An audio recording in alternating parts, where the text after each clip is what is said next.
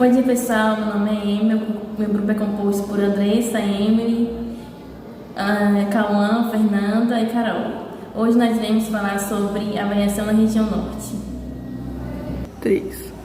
Variação linguística é as diferentes formas de falar o idioma de uma nação, visto que a língua padrão de país não é homogênea. No Brasil, por exemplo, essas variações são percebidas nos diversos dialetos existentes, como os mineiros, cariocas, gaúchos, baianos, sulista, paulista. Os tipos de variações linguísticas. Variação geográfica ou diatópica está relacionada com o local em que é desenvolvida, tal como as variações entre o português do Brasil e o de Portugal, chamado de regionalista. Variações históricas ou diacrônicas. Ele ocorre com o desenvolvimento da história tal como o português medieval e o atual. Variações social ou diastática. É percebido segundo os grupos ou classes sociais envolvidas, tal como uma conversa entre um morador jurídico e um morador de rua. Variações situacional ou diastática. Ocorre de acordo com o contexto, por exemplo, situações formais ou informais. Preconceito linguístico. O preconceito linguístico é aquele que é gerado pelas diferenças linguísticas existentes dentre o mesmo idioma. E o preconceito linguístico, ele sempre está associado às diferenças regionais de dialeto, né? Por exemplo, gírias, sotaques e o regionalismo, né? E o preconceito linguístico, eles são desenvolvidos ao longo dos tempos, ao longo dos anos, né? E o preconceito linguístico no Brasil, ele é algo notório, né? Visto que muitos indivíduos, nós, consideram a sua maneira de falar superior à das outras pessoas, né? Outros grupos, né? E nós também devemos salientar que o nosso país, ele possui dimensões de continentes, embora todos nós falamos a língua portuguesa, né?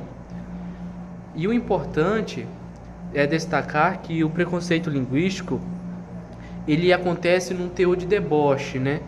E esse tom de deboche, ele pode gerar diversos tipos de violência, né? Como a violência física, a violência verbal, a violência psicológica, né? E os indivíduos, nós sofremos com esse preconceito linguístico, né? E muitas vezes nós até adquirimos problemas de sociabilidade, né? Por exemplo, pode ser até no nosso próprio estado. Uma pessoa que mora lá na capital e uma pessoa que mora no município, no interior. Então aquela pessoa que mora na capital, aquele pessoal do interior não sabe de nada, aquele pessoal do interior são burro. Então isso é um preconceito linguístico que nós vivemos no Brasil. Variação linguística no Acre. Viver no Acre tem suas grandes vantagens. Muitos imigrantes nordestinos vieram para cá em busca de um sonho de uma vida melhor. Com eles trouxeram também um pouco de sua cultura e de outros estados também.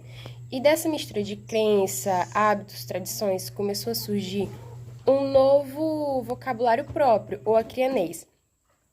Como pode-se dizer, o xiringá é espalhar, rumo é amontoado e mesmo é mesmo. Mas não pense que essas são as únicas gírias usadas pelos crianeses. Variação linguística no Amazonas. A Amazônia é a região brasileira com a maior concentração de línguas indígenas, que vive lado a lado com diversas variedades de língua portuguesa e outras línguas estrangeiras. De Dubai, Carapanã, chibata no balde, contá, purica são algumas das expressões típicas faladas por amazonenses. Eu vou falar sobre a variação linguística de Rondônia. Durante a década de 1970, com projetos de colonização, milhares de imigrantes chegaram em Rondônia para ocupar a parte ao sul da capital.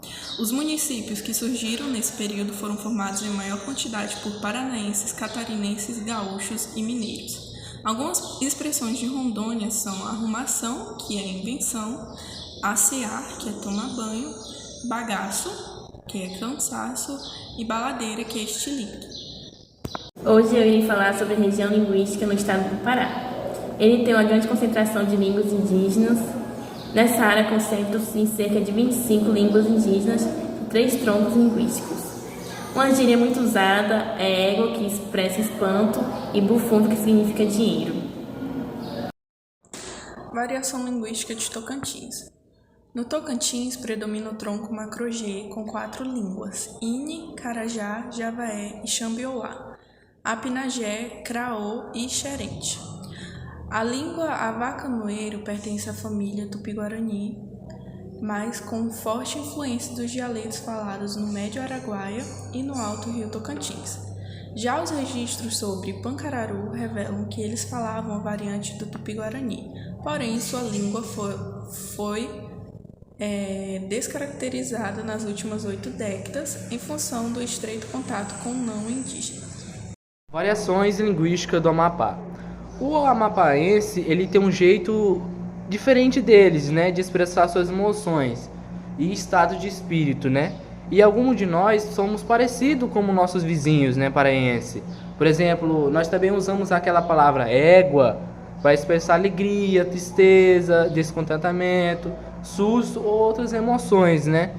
E também tem aquelas frases engraçadas como tu jura? Não, claro que não, não é, peão. Então isso é para confirmar algo, né, que eles estão falando, né?